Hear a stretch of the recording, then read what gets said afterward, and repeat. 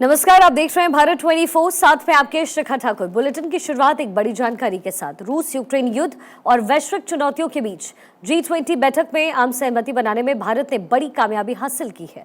G20 की सफलता और इसके आयोजन की तारीफ दुनिया भर में हो रही है और अब इस सफलता को बीजेपी मोदी सरकार की एक बड़ी उपलब्धि के रूप में पेश करने के लिए मंच तैयार करती हुई नजर आ रही है। G20 पर केंद्रीय गृह मंत्री अमित शाह, रक्षा मंत्री राजनाथ सिंह और बीजेपी अध्यक्ष जेपी नड्डा ने सरकार की कूटनीतिक उपलब्धि की सराहना करते हुए प्रधानमंत्री मोदी को बधाई दी, जिसके बाद अटकलें शुरू हो गई कि क्या G20 नेताओं के दिल्ली घोषणा पत्र को चुनावी मुद्दे के तौर पर इस्तेमाल किया जाएगा। G20 शिखर सम्मेलन की सफलता ने इस दावे और को बल दिया कि पार्टी आने वाले राज्यों में चुनाव और 2024 के लोकसभा चुनाव में इसे अपने प्रमुख मुद्दों में से एक के रूप में पेश कर सकती है। G20 कूटनीतिक सफलता की तारीफ कांग्रेस सांसद शशि थरूर ने भी की। वहीं G20 डिनर में शामिल होने को लेकर के अधीर रंजन चौधरी ने ममता बनर्जी पर माफ कीजिएगा सवाल उठाया है और इसके बाद ये विपक्षी गठबंधन में दरार की भी अटकलें और तेज हो गई हैं। G20 का सफल आयोजन सफलता को घर घर तक पहुंचाएगी, ये बीजेपी की तरफ से कहा गया है। तो देखिए ये दो तस्वीरें G20 से जुड़ी हुई और किस तरीके से G20 का मंच जब सजा तो इसे वैश्विक स्तर तक पहुंचाया गया। हमारी पॉलिटिकल एडिटर अदिति नागर शर्मा इस वक्त हमारे साथ जुड़ी हुई हैं और अदिति, लगातार हम सवाल उठाते हैं और सवाल होता है कूटनीतिक स्तर पर और राजनीति पर। सबसे पहला सवाल अदिति, मैं इसका विश्लेषण आपसे समझना चाहूंगी कि क्या 2024 में चुनावी मुद्दा G20 को बनाया जाएगा? देखिए, सबसे पहले तो शिखा आपको बड़ी खबर ये दे देते हैं कि जो ये स्पेशल सेशन है जो 18 से 22 के बीच में है, इसका जो मेजर फोकस है वो G20 की जो सफलता है उसको लेकर प्रधानमंत्री नरेंद्र मोदी को धन्यवाद देने का है। आपको बता दें कि जो नए पार्लियामेंट हाउस में जो शिफ्टिंग होगी तो ये सेशन में ओल्ड बिल्डिंग से आप न्यू बिल्डिंग में जाएंगे, पहली बात। और जब उस न्यू बिल्डिंग में जाएंगे और आप तालियों के गूंज से उस बिल्डिंग में प्रधानमंत्री नरेंद्र मोदी इसलिए घुसेंगे कि विश्व स्तर पे भारत ने जो इतना आयोजन जो किया है प्रधानमंत्री नरेंद्र मोदी ने G20 का वैश्विक स्तर पर जिस तरीके से बैलेंस किया है और इसका क्या इम्पैक्ट है वो प्रधानमंत्री मोदी का धन्यवाद दिया जाए। को बता दें कि कई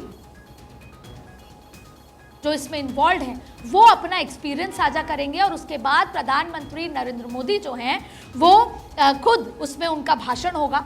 अब जब बात आप ये कह रही हैं कि 2024 से इसका क्या लेना देना होगा, सबसे पहले आपको बता दें कि G20 की सफलता पर जब उनको स्वागत किया जाएगा, पूरे देश की तरफ से उनको धन्यवाद दिया जाएगा, ये प्रस्ताव रखा जाएगा, उसके बाद प्रधानमंत्री नरेंद्र मोदी नई संसद भवन से जो कुछ भी कहेंगे वो घर घर तक पहुंचेगा।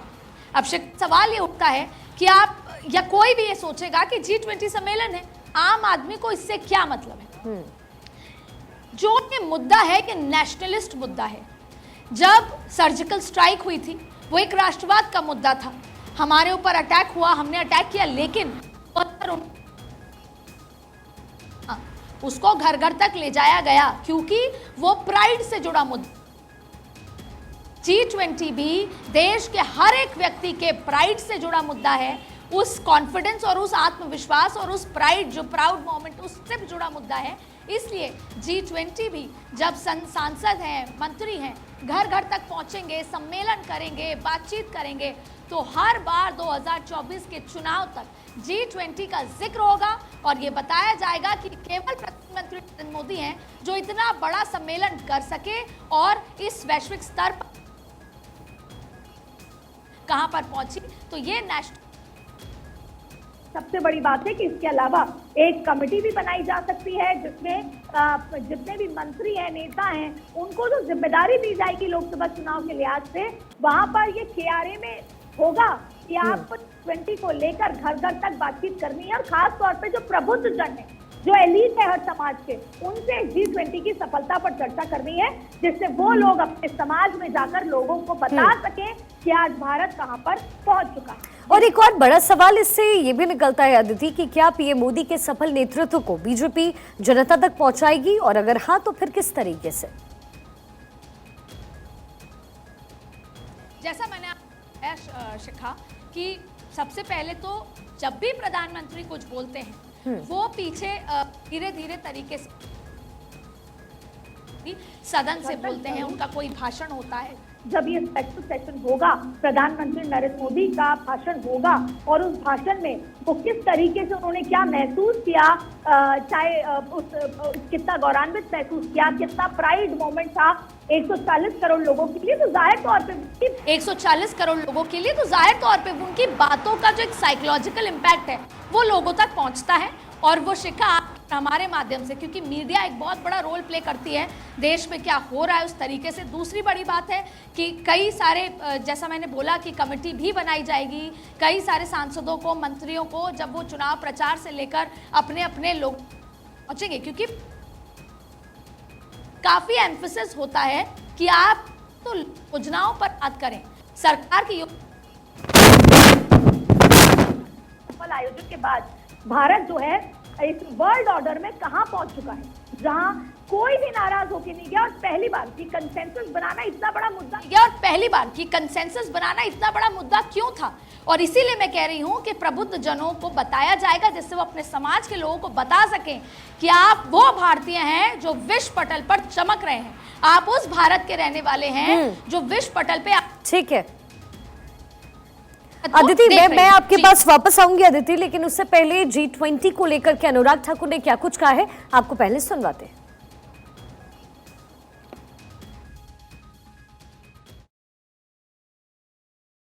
मैं आप सबकी ओर से, देशवासियों की ओर से प्रधानमंत्री नरेंद्र मोदी जी को बहुत बहुत बधाई देता हूं। भारत को जिन ऊंचाइयों पर पहुंचाने का काम नरेंद्र मोदी जी की अध्यक्षता में हुआ है, नेतृत्व में हुआ है, ये अपने आप में ऐतिहासिक है। मैं पिछले कुछ दिनों में जहां देश की राजधानी दिल्ली में G20 से जुड़े हुए बड़े बड़े नेताओं से लेकर अन्य लोगों से मिलने का जहां अवसर मिला,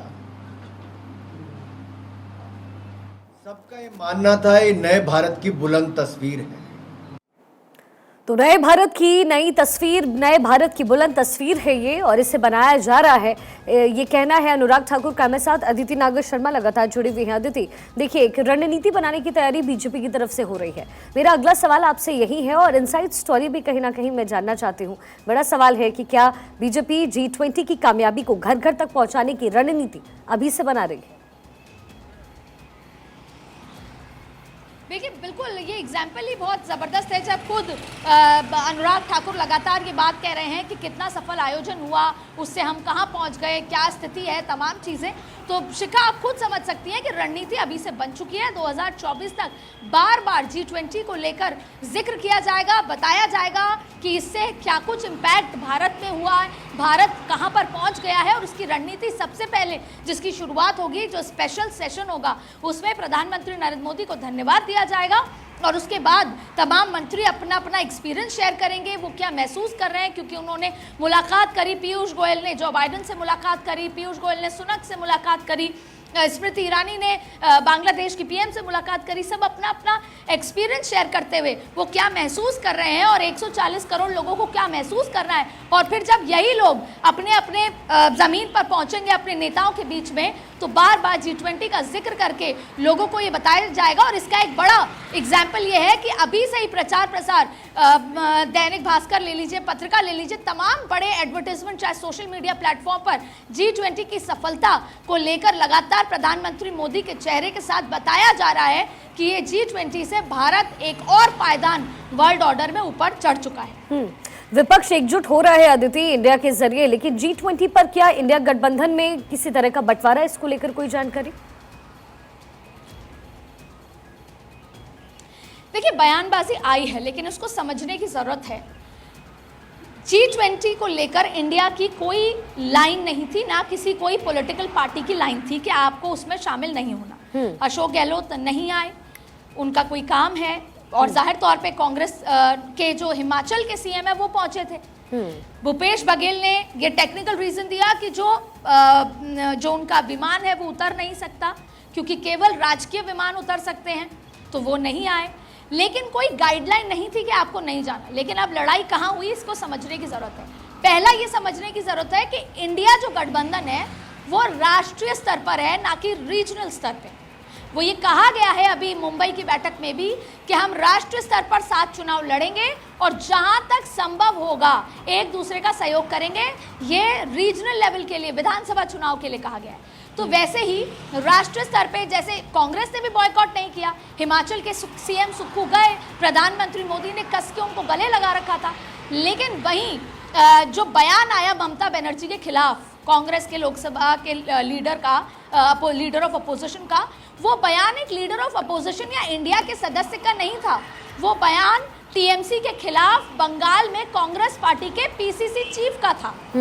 तो लोकल लेवल पर जो राजनीति है, जैसे आपने अभी देखा कि 7 उपचुनाव हुए, तो बंगाल में कांग्रेस ने सीपीएम का साथ दिया और CPM plus Congress versus TMC हुआ। तो जो अधीर रंजन चौधरी का बयान है वो बतौर पीसीसी चीफ एक जो पार्टी है सरकार में ममता बनर्जी, उनके खिलाफ था, ना कि इंडिया लेवल, इंडिया गठबंधन के लिहाज से था। इसलिए ये कहना कि बिखर गई है, ये सही इसलिए नहीं होगा क्योंकि जो इंडिया गठबंधन है वो चुनावी लिहाज से राष्ट्रीय स्तर पर है और G20 के खिलाफ नहीं था और ना कोई गाइडलाइन जारी की गई थी। जी, अगला सवाल मेरा अदिति आपसे ये है कि G20 की आलोचना विपक्ष का एक सेल्फ गोल है, क्या ऐसा है? और G20 पर विपक्षी नेताओं के बयान को मुद्दा क्या बनाया जाएगा? क्या ऐसी कोई रणनीति रहेगी? शिखा, देखिए, सबसे पहले राहुल गांधी ने कहा कि जो गरीब हैं उनके घर छुपाने की ज़रूरत नहीं है, जो सड़क पे स्ट्रीट डॉग्स थे उनको बंद करने की ज़रूरत नहीं थी, जो रियल तस्वीर है वो छुपाने की ज़रूरत नहीं है गैस से। ये एक उनका अपना बयान था, एक परसेप्शन था। उसके अलावा मल्लिकार्जुन खड़गे ने कहा G20 खत्म हो चुका है। अब प्रधानमंत्री नरेंद्र मोदी जी, आप ज़रा फोकस कीजिए गरीबी पर, महंगाई पर, बेरोजगारी पर, तमाम चीज़ों की बात कही। यानी G20 के खिलाफ एज सच कोई बयान नहीं था। तीसरी बात है कि जो खिलाफ बयान अगर समझा जाए तो जयराम रमेश जो कि मीडिया हेड है, उन्होंने 2 ट्वीट करे।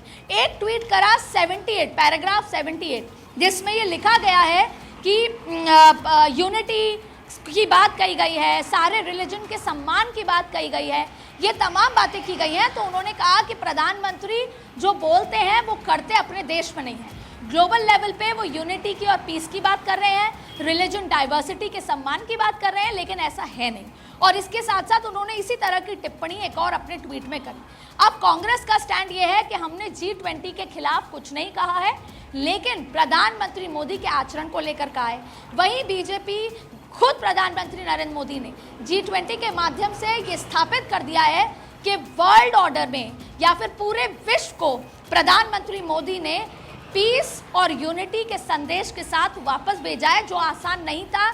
G20 जैसे नॉन लाइक माइंडेड पीपल के अंदर नॉन लाइक माइंडेड लीडर्स एक साथ हुए और प्रधानमंत्री मोदी की पीस और यूनिटी से वैश्विक स्तर पर आगे बढ़ने की बात कही गई, जो बहुत आसान नहीं था। वहीं कांग्रेस का स्टैंड ये है कि हमने G20 का ना कभी विरोध किया, ना कोई प्रश्न चिन्ह किया। हमने प्रधानमंत्री मोदी जो पीस और यूनिटी की बात करते हैं वो ग्लोबल लेवल पे तो कर रहे हैं, लेकिन वॉक द टॉक नहीं कर रहे। अपने टॉक, वो जिसे कहा जाता है वॉक द टॉक, वो अपने देश में नहीं कर रहे हैं। जी अदिति, एक आखिरी सवाल भी आपसे ले लेते हैं। देखिए, जिस तरीके से G20 के मुद्दे को प्लेटफॉर्म पर रखा गया और वैश्विक स्तर पर इसे लेकर के चर्चाएं हो रही है, हर कोई प्रधानमंत्री मोदी की तारीफ कर रहा है। जाहिर तौर पे 2024 में चुनाव और 5 विधानसभा के चुनाव होने वाले हैं। ऐसे में कहीं ना कहीं बीजेपी अपनी रणनीति में G20 फैक्टर को जरूर रखेगी और यही वजह है कि G20 के खत्म होते ही विपक्ष लगातार निशाना मोदी सरकार पर साध रहा है, अलग अलग मुद्दे लेकर आ रहा है। तो क्या आपको लग रहा है एक डाइवर्स वे में अगर हम देखें तो फायदा होता हुआ किसको नजर आ रहा है, बीजेपी या विपक्षी पार्टियां? आपने राजनीतिक सवाल किया, लेकिन इसको एक डिप्लोमेटिक तरीके से ये कह सकते हैं। देखिए, G20 का सक्सेस 140 करोड़ लोगों की सक्सेस है, क्योंकि जब इंडिया पाकिस्तान का मैच होता है तो उसमें जब इंडिया जीतती है तो 140 करोड़ लोगों की जीत होती है। ठीक उसी तरह जब हम अंदर घुस के जवाब भी कार्रवाई करके आते हैं किसी आतंकवाद के मुद्दे पर तो 140 करोड़ लोगों के सक्सेस की बात है। ठीक वैसे ही जब हम आत्मनिर्भर होते हैं वैश्विक स्तर पे, जब हम पूरी जो दुनिया है पहले हम उनको देखते थे, हम रिसीवर एंड पे होते थे, रिसीविंग एंड पे, आज हम गिविंग एंड पर आ रहे हैं। तो ये 140 करोड़ लोगों की सक्सेस है। इसी बात को प्रधानमंत्री नरेंद्र मोदी, पूरी भारतीय जनता पार्टी आसान भाषा में एक एक हाउस होल्ड तक लेकर जाएगी, ठीक है। जो इंडिया गठबंधन के लिए एक बड़ी परेशानी बनेगी। चलिए ठीक है अदिति, माफ कीजिएगा समय की थोड़ी कमी है। बहुत बहुत शुक्रिया आपका हमारे साथ जुड़ने के लिए।